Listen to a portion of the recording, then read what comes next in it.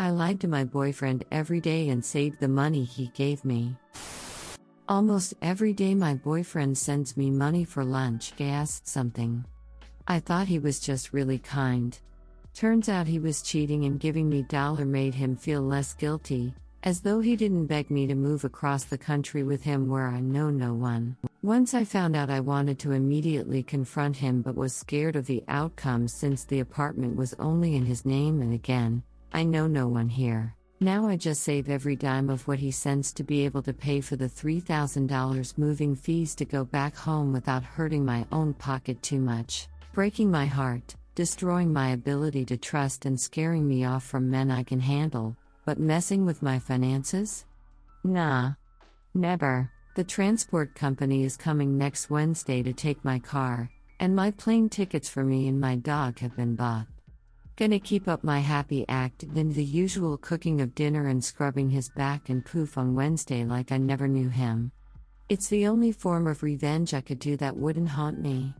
Good riddance. Edit. A few asked for details.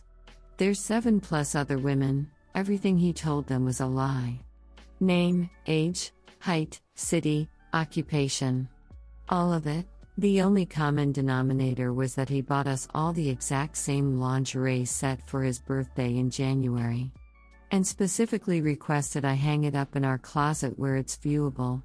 Forgiveness is not on the table.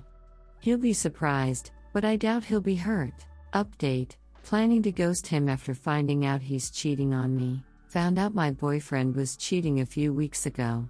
Been spiraling since.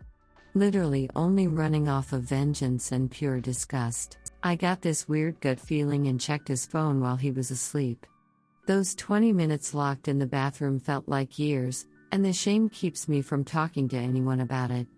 I moved across the country to be with him, so I'm all alone.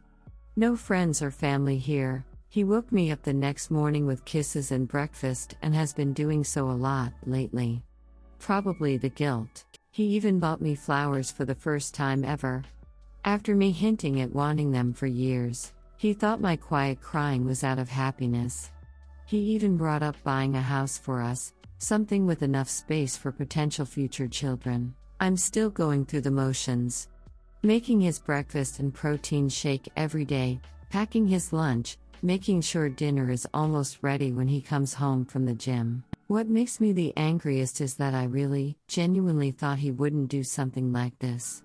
He watched his father cheat on his mother and fathered children out of their marriage, all while she struggled with infertility her entire life. My partner isn't her biological son and never had her own. She dedicated her life to the two of them and passed away of ovarian cancer shortly before we met. Sometimes I think about whether she regretted staying with her husband or not. We have a small shrine in her honor, and something makes me look at and expect guidance. I love the man she raised and hate the one her husband did. But they're both him, and he's a grown-ass man more than capable of self-control, so I decided to walk away. Next week my car will be picked up and shipped back home, and I got first-class tickets for me and my dog on his dime. He'll come back home from work and everything I brought will be gone, along with me. The only thing I think I might regret is not somehow being able to see his reaction when he walks through the door and realizes what's going. Lol. Update: friendship breakups are so much worse than relationship breakups. I'll be single again pretty soon and I'm looking forward to it, but also not. Like, yay. I finally can cook when how I want to and don't have to split chores and can do everything on my own my way. But that's the only good part. I've been on my own since I was 16 and I've turned out mostly fine. I have a paid-off house and car, cute dog, debt-free, and I'm finishing up my master's degree at 25. It could be worse, but I'm lonely. I'm not on speaking terms with my family and had a huge fallout with my lifelong friends a couple years ago.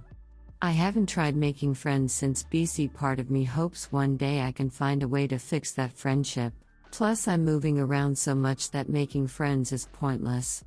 I'm not good at long-distance anything. I never prided myself on romantic relationships. Sure, they're cool, but a loving group of women was always where I found the most peace and understanding, and that's what I want the most. I guess I'm just going through things right now and I really wish I had people I trust to talk to.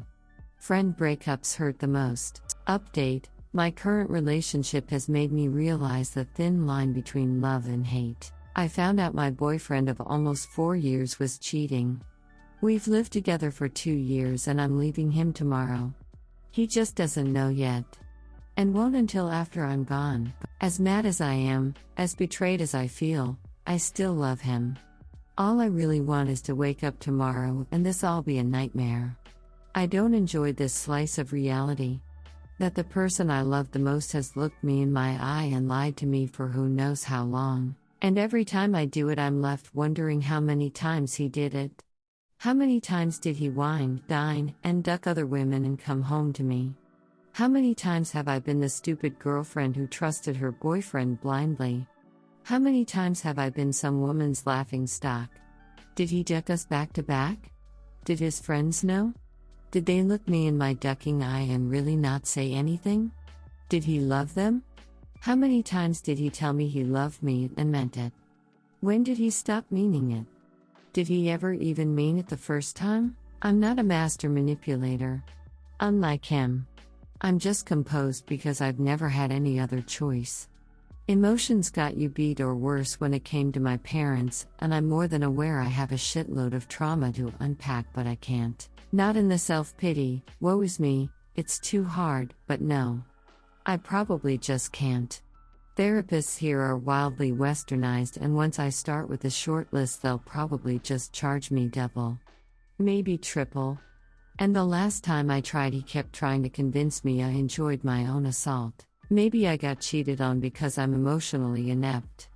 My intimacy levels are quite limited.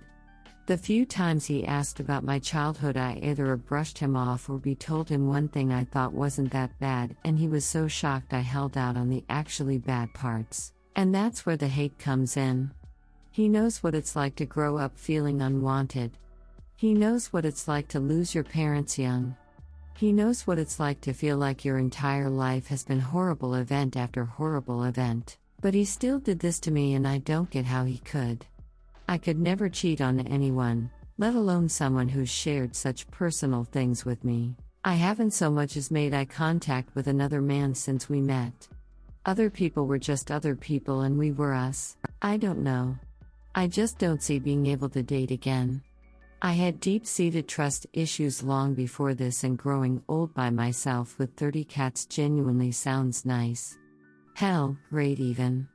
At least I won't always be wondering when the betrayal will come. Update: leaving partner of 4 years after finding out he was cheating. Transport company came and picked up my car.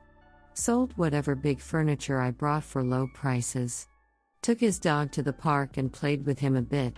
Got him a dog cupcake and took him back to the apartment.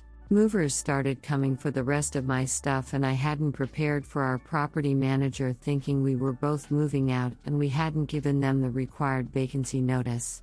She came to talk to me right as my Uber was coming and I told her what was going. Unfortunately, they had already called him BC, only his name on the lease.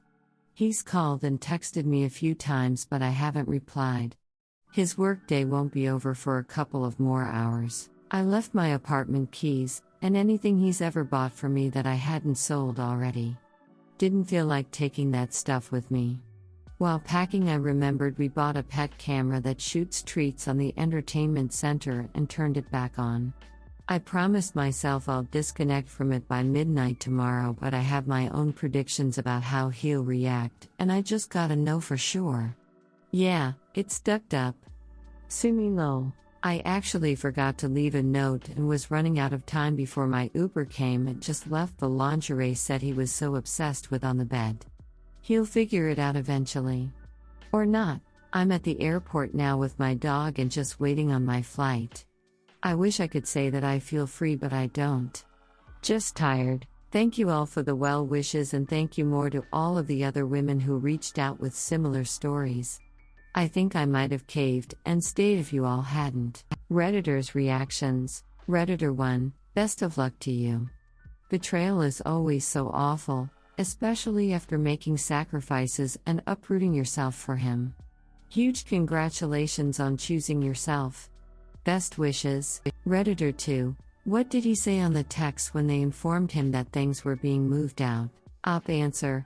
Just that he got a call from property management and asked if I ordered something big and if anything was going on. Redditor 3. I saw your original post and was waiting for an update. I'm so proud of you. It's only uphill from now. Are you going home to your parents? Redditor 4. There's a lot of people in this world, but holy FCK, it seems like every few posts all across the various subs in here are people cheating or getting cheated on. Really gives a dim look on humanity in general. Redditor follow-up. People with healthy and loving relationships don't go online to complain about it.